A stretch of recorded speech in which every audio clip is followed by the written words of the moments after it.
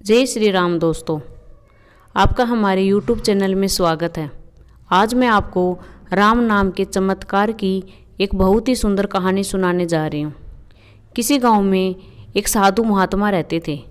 वो साधु महात्मा सारा दिन राम नाम का जाप किया करते थे और ढोलकी बजाकर कीर्तन करते रहते थे। उनकी कुटिया के पास जिस व्यक्ति का घर था वह उनसे बहुत परेशान था। एक दिन वह व्यक्ति गुस्से में उस साधु बाबा की कुटिया में चला गया और कहने लगा कि तुम क्या दिन रात राम राम रटते रहते हो। तुम्हें तो कोई काम धंधा है नहीं, हमें तो कमाने जाना पड़ता है। तुम्हारी ढोलकी की आवाज़ से मैं सो नहीं पाता। तब साधु बाबा ने कहा, तुम भी मेरे साथ राम नाम को जप के देखो, तब तुम्हें पता चलेगा कितना आनंद आता है। उस व्यक्ति ने थोड़ा खिंचकर कहा, अगर मैं तुम्हारे साथ राम नाम जपता हूँ तो क्या तुम्हारा राम मुझे खाने के लिए रोटी देगा? साधु बाबा कहने लगे, मुझे तो राम नाम की लगन लगी है। मुझे तो राम जी की कृपा से हर रोज़ भोजन मिल ही जाता है। तुम भी राम नाम जप के देख लो, मुझे भरोसा है भगवान तुम्हें खाने को ज़रूर देंगे। वह आदमी उस साधु को चुनौती देता है कि मैं तुम्हारे साथ आज राम नाम का भजन करता हूँ। अगर तुम्हारे राम ने आज मुझे रोटी खिला दी तो सारी उम्र मैं राम की भक्ति में लगा दूंगा। अगर नहीं खिलाई तो तुम ढोलकी बजाना बंद कर दोगे। तब साधु महाराज ने कहा कि मैंने तो निस्तंभ भाव से प्रभु की भक्ति की है, लेकिन फिर भी मुझे तुम्हारी चुनौती मंजूर है। वह व्यक्ति साधु बाबा के साथ बैठकर राम नाम का जाप करता है और मन में निश्चय करता है कि चाहे कुछ भी हो जाए मैं आज भोजन नहीं करूँगा। देखता हूँ इनका राम मुझे कैसे भोजन कराता है। राम राम का भजन करने के बाद वह सोचता है कि अगर मैं घर जाता हूँ तो मेरी माँ और बीवी मुझे खाने को कहेंगे और मुझे रोटी खानी पड़ सकती है, लेकिन मुझे साधु बाबा को चुनौती में हराना है। इसलिए वह घर जाने की बजाय गांव के पास के जंगल में चला जाता है। जंगल में एक पेड़ पर चढ़कर वह व्यक्ति बैठ जाता है।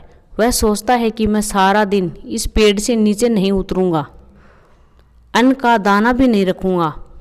इस तरह मैं साधु बाबा को हरा दूंगा और उनका ढोलकी बजाना बंद हो जाएगा। कुछ देर बाद उस जंगल में एक बंजारों की टोली गुजरती है। उन्हें भूख लगी होती है तो बंजारों का सरदार कहता है कि आग जलाकर यहीं पर खाना बनाओ, अब खाना खाकर ही आगे बढ़ेंगे।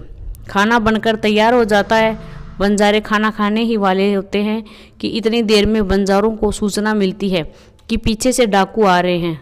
तो बंजारों का सरदार कहता है कि हमें यहाँ से चले जाना चाहिए, डाकू हमारा सब कुछ लूट सकते हैं। वे बंजारे खाना वहीं छोड़कर वहाँ से चले जाते हैं।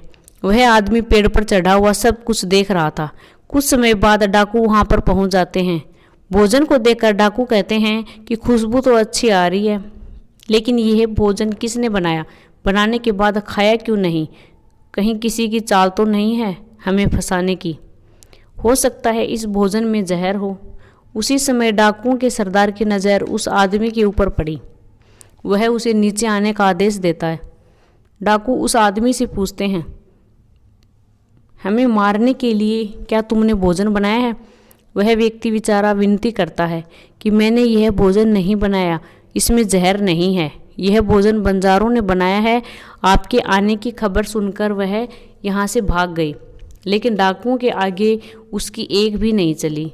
डाकू उससे कहते हैं कि अब तुम्हें यह भोजन खाकर दिखाना पड़ेगा, क्योंकि हमें लगता है कि तुमने ही यह भोजन बनाया है और इसमें जहर मिलाया है।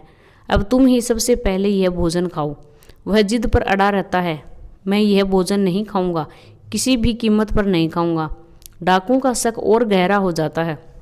वे बंदूक की नोक उसके सिर पर रखकर कहते हैं कि तुम्हें यह भोजन खाना तो पड़ेगा, नहीं तो गोली खानी पड़ेगी। वह आदमी भोजन करता है और साधु बाबा को याद करते करते उसकी आंखों से आंसू बहने लगे। उसने कहा था कि मेरा निश्चय है, राम नाम का जप किया तो राम तुम्हें भोजन भी देंगे। उसके भोजन करने के बाद डाकुओं ने उसे छोड़ दिया। अब उसे विश्वास हो गया कि बंजारों और डाकुओं को राम जी ने ही भेजा है। वह सीधा साधु बाबा की कुटिया में चला गया और जाकर उनके चरणों में प्रणाम किया और उन्हें सारी बात बताई। अब उस साधु बाबा से भी ज़्यादा राम नाम की लगन उस आदमी को हो गई।